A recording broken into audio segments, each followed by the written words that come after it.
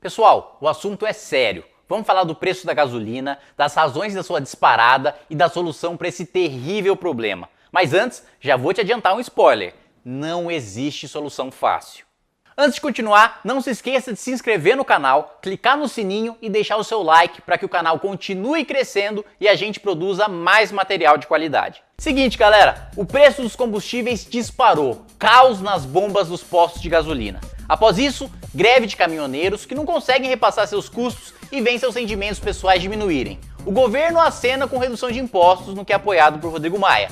A redução, porém, pouco impacta no preço dos combustíveis. O aumento é expressivo e em alguns locais o preço da gasolina na bomba chega a mais de R$5. Candidatos se solidarizam com a causa, dizendo estar ao lado dos caminhoneiros e prometem resolver o problema se eleitos na base da canetada. Tudo muito lindo e maravilhoso, né? Pois é, o buraco é mais embaixo, bem mais embaixo. Nesse vídeo eu vou mostrar para vocês que a crise atual é uma das diferentes expressões de um mal muito maior que vem ser a crise fiscal e a quase falência do Estado brasileiro. Não vou trazer notícias boas nem soluções mágicas, mas vou falar a verdade que nem os analistas nem os candidatos querem falar para você.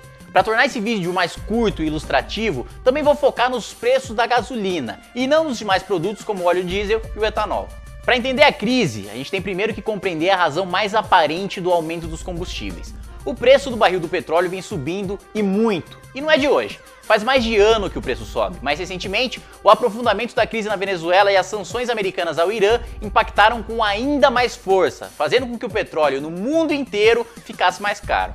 Você pode se perguntar, ora, e se a Petrobras segurar o preço para que a gente não pague o aumento? Pois é, foi justamente isso que a Dilma fez ao longo do seu mandato. Tivemos preços artificialmente baixos nos últimos anos por conta da política populista da ex-presidente. E o resultado? A Petrobras afundou e nós pagamos o rombo dessa decisão idiota até hoje. Após o impeachment, o novo presidente da estatal, Pedro Parente, acabou com essa política. Dali em diante, os preços dos combustíveis fornecidos pela Petrobras passaram a flutuar de acordo com as variações de mercado, do mercado internacional, como fazem em geral todas as outras companhias. Assim, o que a gente está sentindo agora é o reflexo desse aumento, mas só isso não explica tudo. Nossa gasolina é muito mais cara que a gasolina americana, por exemplo. Um litro de gasolina hoje nos Estados Unidos custa cerca de 85 centavos de dólar, ou, convertido para nossa moeda, cerca de R$ 3,08. Obviamente, como a renda per capita de um brasileiro é de apenas 15% de um americano, entendemos que a gasolina impacta muito menos no orçamento dos nossos amigos americanos. Como o nosso preço está na casa de absurdos R$ 4,40, uma das mais caras do mundo, chegamos ao impasse. O país simplesmente não aguenta pagar essa conta. E aí chega a pergunta mais difícil. Como resolver isso? Como não somos sonhadores, vamos estipular uma meta. Consideraremos como aceitável pagar o mesmo preço na bomba que os consumidores americanos, ou seja, cerca de R$ 3,08. E pra gente chegar lá, vamos comparar a composição do preço da gasolina lá com a gasolina daqui. Abre os gráficos. Esse é o cost breakdown do preço da gasolina americana, ou seja, sua composição de custos. Lá, cerca de 68% dos gastos são relativos ao óleo cru e ao refino, enquanto 14% ficam com a distribuição e 18% com impostos. No Brasil, porém, a conta é diferente. Na planilha da gasolina brasileira, 34% é relativo ao óleo cru, refino e as margens da Petrobras. 9% é relativo aos distribuidores de combustível, 12% é o etanol adicionado e absurdos 45% são impostos, em especial o ICMS, que é o imposto estadual.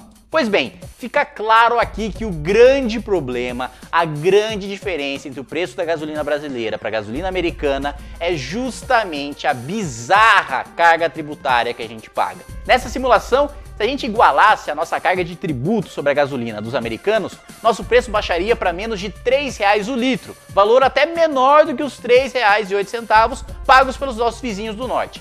E aqui nos resta a pergunta de ouro. Por que diabos o governo não reduz os impostos? Pois é, quem acompanha as notícias sabe que o Brasil vem passando por uma gigantesca crise fiscal. Ano passado, o déficit, ou seja, o prejuízo no orçamento da União, foi da ordem de 124 bilhões, o que é péssimo para o país. Para esse ano, o esperado é de 159 bilhões, números ainda piores. Nos estados, o quadro não melhora. No Rio de Janeiro, Rio Grande do Norte, Rio Grande do Sul e diversos outros estados estão em situação calamitosa. Muitos deles já atrasam salários de policiais e outros funcionários públicos. Retirar deles essa importante arrecadação de impostos, em especial o ICMS, que segura as contas de muitos estados, pode representar o colapso total das contas públicas, com policiais sem salários e sem munição, aposentados sem aposentadoria, hospitais sem remédio e creches sem merenda. Em alguns lugares, como o Rio de Janeiro, falta muito pouco para isso acontecer. E é por essa razão que a solução não é fácil. Se o seu candidato, seja de esquerda ou de direita, apresentar alguma solução mágica para o problema, ele muito provavelmente vai estar mentindo.